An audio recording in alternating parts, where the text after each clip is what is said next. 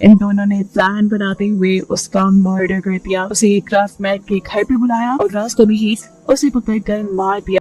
तो इस कहानी के शुरू में हम कैस से मिलते हैं, जो कि एक स्कूल टीचर है। अपना लेक्चर खत्म करके वो जैसे ही घर के लिए निकलती है तो एकदम से अंधेरा हो जाता है और यहाँ काली बारिश शुरू हो जाती है। सैम तेजी से अपनी कार में बैठकर अपने घर के लिए निकल जाती है, जो स्कूल से बहुत दूर था। बिल्कुल चंद लोग के अंदर रास्ते में जाते हुए उसे एक कार दिखी, जिस कार के अंदर एक औरत सिस्टर बैठी हुई थी। वो ना हिल रही थी, ना ही कोई और मूवमेंट कर रही थी। कैस अपनी कार में ही बैठे बैठे उसे दिखती है और फिर अपनी कार को आगे बढ़ा देती है। उसने पुलिस को फोन नहीं की क्योंकि इस औरत को देखकर उसे डर लग रहा था। अगली सुबह कैस का हस्बैंड, जिसका नाम मैट है, वो कैस को अपने घर के करीब होने वाली एक मर्डर के बारे में बताता है। कैस फौरन उसे गूगल पर जब सर्च करती है, ये देखकर उसकी होश उड़ गई। ये लेडी वही थी जिसे रात में उसने कार में देखा था। अब अगले सीन में कैस में भी है अपनी बचपन की दोस्त रेचल से, और यहाँ उनकी बातों से हमें मालूम होता है कि कैस की मॉम आज से 2 साल पहले मर चुकी, जिसके दुख से कैस अभी तक बाहर नहीं निकली थी।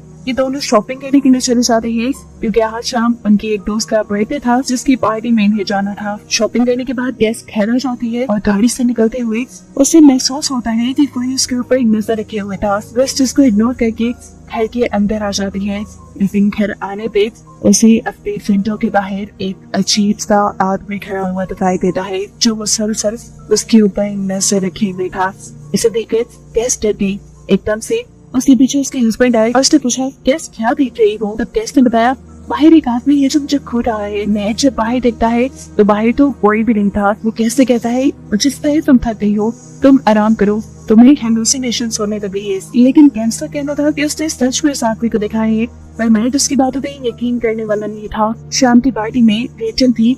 कैस से उसी मर्डर के बारे में बात करती है जो उनके घर के पास हुआ था। वो बताती है जिस औरत का मर्डर हुआ था वो औरत रेचल थी और मैट के ऑफिस में काम करती थी। घर आने पर दोबारा कैस और मैट की उसी मर्डर के बारे में बात होती है।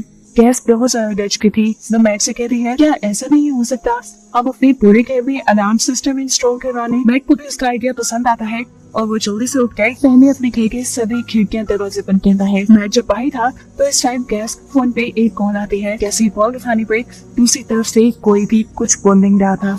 जाहिर सी बात थी ये कैस के लिए एक थ्रेटनिंग कॉल थी। सुबह में कोई इसी मर्डर की न्यूज अब टीवी पे भी आ रही थी। इसे देखकर कैस और भी ज्यादा रहती। अचानक उसे महसूस हुआ कि कोई उसके पीछे है। जब बाहर जाकर चेक करती है तो हम कैस के पीछे किसी का शैडो देख पाते हैं। दोबारा उसे टेलीफोन नंबर से कॉल आती है और इसमें काफी कॉल उठाने पर आगे से कोई नहीं बोल रहा होगा। थोड़ी देर बाद कैस के घर पे एक लड़का आता है। देखते हुए कैस दरवाजा खोलती है तो उसे पता चलता है ये तो अलार्म सिस्टम कंपनी से आया था, जिससे मैट ने अलार्म सिस्टम लगवाने की बात की थी।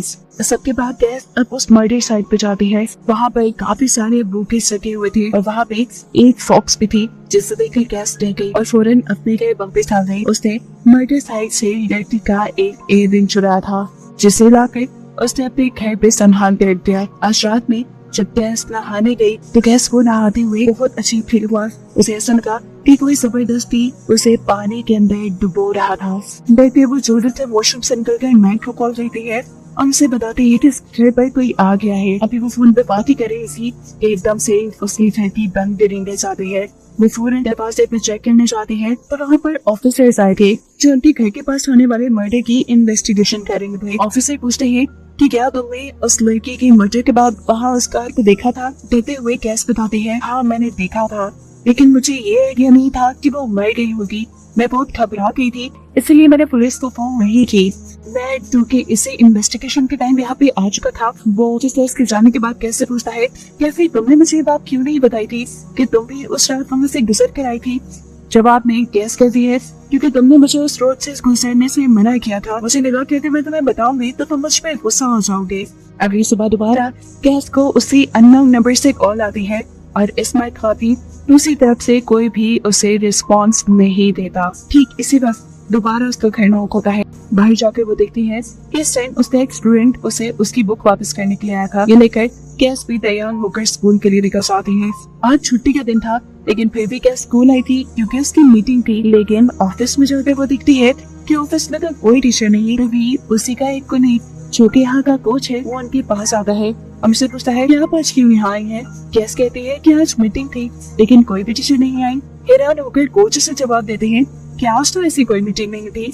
ये बात सुनकर कैस भी परेशान होकर यहाँ से चली जाती है और जब कैस अपनी गाड़ी में बैठकर घर के लिए निकल गई थी तो हमें दिखाया जाता है कि वो कोच अजीब सी नजरों से कैस पे नजर रखे हुए था। अब वो पूरा दिन घर पे ही थी कि तब उसे मैक की कॉल आई। मैक ने उसे बताया कि आज उसे काम से आने में देर हो जाएगी, इसलिए कैस ने भी फोन काट दिया। फोन काटते ही कैस को दोबारा से अपने घर में अजीब सी आहट सुनाई देने लगी। जैसे ही वो इस आहट को चकने लगी उसने देखा कि उसका पूरा रूम पॉलीथीन शीट से कवर था और पॉलीथीन शीट के पीछे उसे किसी का शैडो नजर आ रहा था। तो जैसे ही शैडो के करीब गई तो एकदम से किसी तरह पॉलीथीन उसके ऊपर लिपट गई।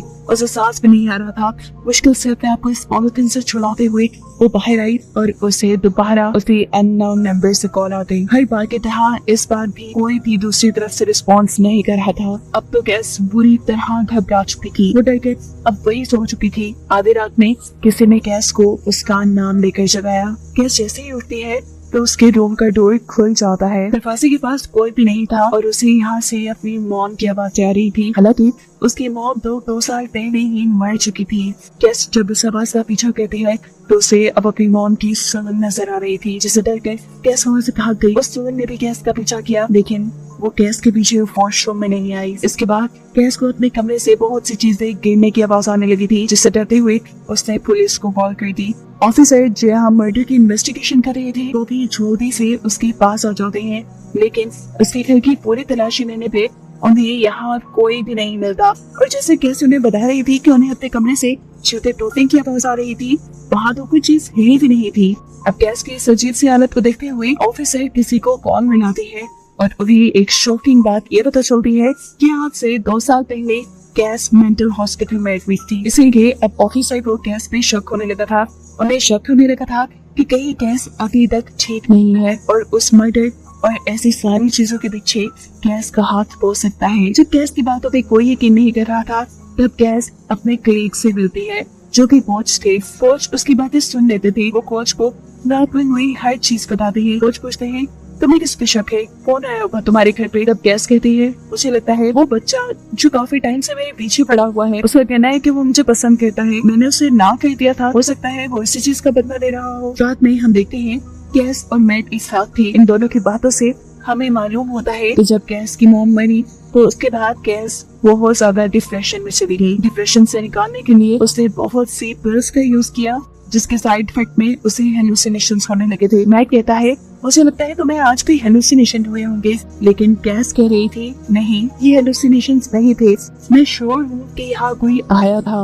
अब मैट उसे कहता है कि हमारे घर में एक अलार्म टेक्नीशियन आया था, तुमने यहाँ अलार्म इंस्टॉल करने के लिए एक कॉन्ट्रैक्ट किया है। और ये बात कैस को परेशान कर देती है क्योंकि उसने तो कोई कॉन्ट्रैक्ट साइन नहीं किया था। मैट भी उससे बहस नहीं करता क्योंकि वो जानता था कैस पहले से ही परेशान थी। ये दोनों सो जाते हैं और आधी रात में कैस की आंख खुलती है। वो मैट के बैग से कॉन्ट्रैक्ट पेपर्स निकालती है और देखती है कि वहाँ पे सच में उसी ने साइन किए हुए थे। उसे तो खुद अपनी दिमागी हालत पे शक होने लगा था।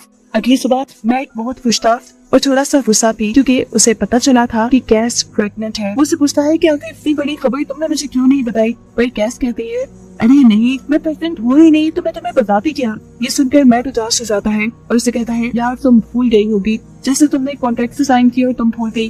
वो उसे लेकर हॉस्पिटल जाता है और ये बात कंफर्म हो जाती है कि कैस यही कह रही थी, वो प्रेग्नेंट नहीं थी। यहाँ डॉक्टर उसकी दिमागी हालत को बेहतर करने के लिए बस कुछ मेडिसिन दे देते हैं, जिसके बाद कैस और मैट दोनों घर आ जाते हैं। घर आने पर कैस मैट से नाराज थी क्योंकि मैट ने बहुत ही अजीब तरीके से कैस की मेंटल हालत को डॉक्टर को एक्सप्लेन किया था। रात में जब कैस घर पे टीवी देख रही थी तो एक और मैट बाहर से हेलुसिनेशंस होना शुरू हो जाते हैं। टीवी में उसे अपनी मॉम की शैडो दिखाई देने लग जाती है और टेबल से उसे फोन से भरा एक नाइट दिखाई देता है, जिसे देखकर घबराते हुए वो समझते मैट को आवाज देते हैं। मैट आकर जहाँ दिखता है तो वहाँ कोई भी फोन से भरा नाइट नहीं था। वो कैस की इन सभी चीजों से तंग आ चुका था और उसने वो कैस से कहता है जाओ डॉक्टर की बताई हुई मेडिसिन खाओ। सुबह कैस की आंख एक बच्चे के रोने की आवाज से खुली। उसके घर पे कोई बच्चा नहीं था। वो घर से बाहर जब चेक करने गई तो उसे सफेद कपड़े में कुछ लिपटा हुआ दिखाई दिया। जैसे ही उसने वो कपड़ा खोला तो अंदर एक पपी की लाश थी, जिसे देखकर वो डर गई। कैस को ये सारी बुरी फीलिंग अंदर ही अंदर खाती जा रही थी कि उसे जो दिखाई देता था, जो समझ आता था, उसके फौर यकीन नहीं करता था। इसी फ्रस्ट्रेशन में वो डॉक्टर की बताई हुई बहुत सारी मेडिसिन लेती है, यानी वो ओवरडोज हो जाती है और ऐसे उसकी तबीयत बिगड़ जाती है। वो बेहोश हो गई थी, उसे होश आया तो उसके घर की लाइट ब्लिंक हो रही थी। वो डर गई, दोबारा उसका दरवाजा नॉक हुआ और जब वो बाहर गई तो उसने देखा कि बाहर ऑफिसर आन की वो उस मर्डर की ही इन्वेस्टिगेशन कर रही थी। कैस उन्हें घर के अंदर ले आती है, वो उन्हें अपने बारे में सारी बातें बताती है कि कैसे उसकी मॉम की मौत के बाद वो डिप्रेशन में चली गई थी और अभी तक उसे हेलुसिनेशंस होते हैं। वो यहाँ पर ऑफिसर को मर्डर साइट से मिली हुई उस लड़की के इयररिंग्स दिला देती है, जिसके बाद ऑफिसर उससे उसके और मैट के रिलेशन के बारे में पूछती है। तब वो बताती है कि उसका और मैट का रिलेशन बहुत अच्छा है, लेकिन ऑफिसर कहती है कि उसे तो कंप्लेन मिली है कि तुम्हारे कलीग के साथ अफेयर है। लेकिन कैसे यहाँ ऑफिसर को क्लियर कर देती है कि नहीं, वो उसका कलीग सिर्फ एक दोस्त है, उससे आगे कुछ भी नहीं। घर आने पर मैट दोबारा कैस से गुस्सा हुआ था क्योंकि उसे कैस की इयररिंग ऑफिसर को देने वाली बात पता चली थी। वो कैसे पूछता है कि तुमने आखिर इस बारे में मुझे क्यों नहीं बताया, तुम कितनी बातें छुपाने लगी हो मुझसे। कैस कहती है मैं कुछ नहीं छुपाती, बस मैं भूल गई थी और तुम जानते हो मैं आजकल कितनी चीजें भूल रही हूँ। अब एक दिन कैस घर पे थी तो तब उनके घर पे एक कॉल आई।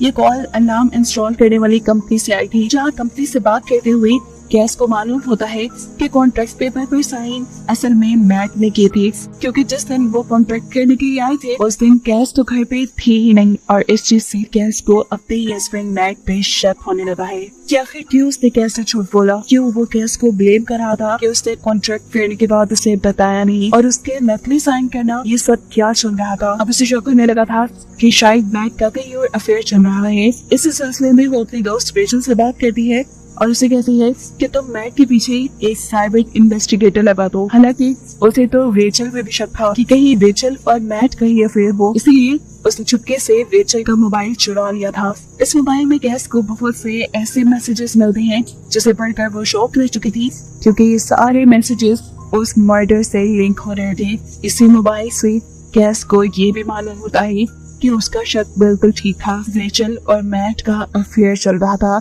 और इसी अफेयर के बारे में उनकी कलीग को पता चल गया था।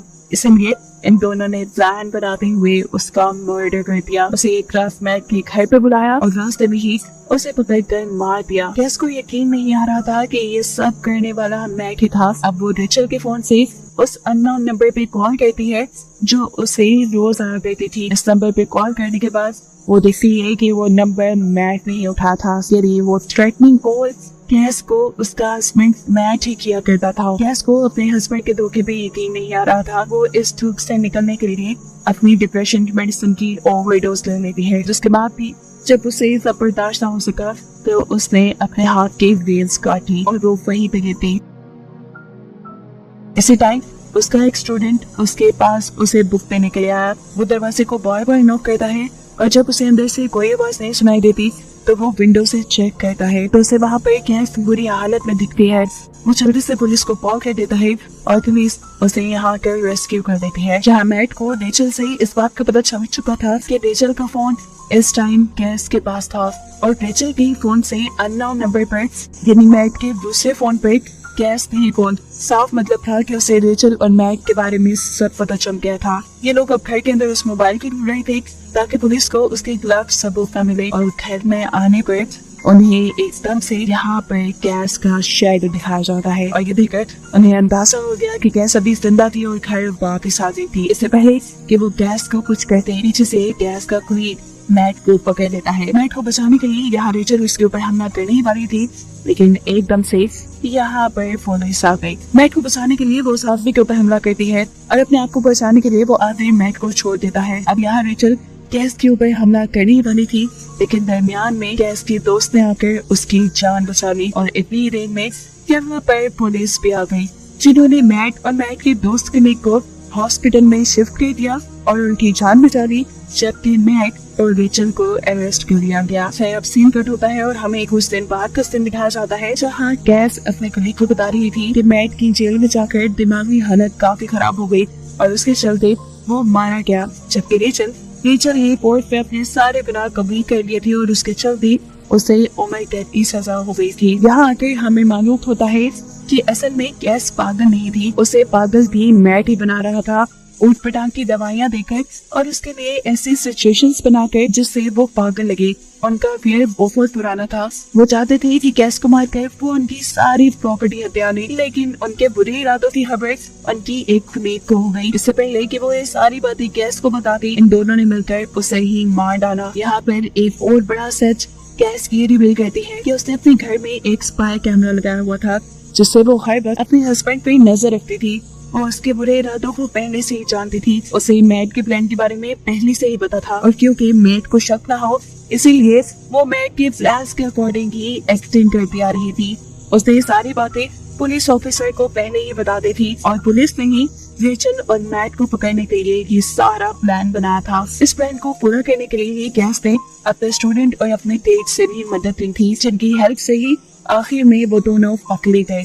यहाँ बैठा एलेक्स जो ये सारी कहानी सुन रहा था वो कैस की जहानत पे बहुत हैरान था। फिलहाल कैस को रेचल और मैट की याद आ रही थी, जो दोनों उसके बहुत करीब थे और उसने अपनी जिंदगी की सारी खुशियाँ सारे गम इनके साथ देखे थे।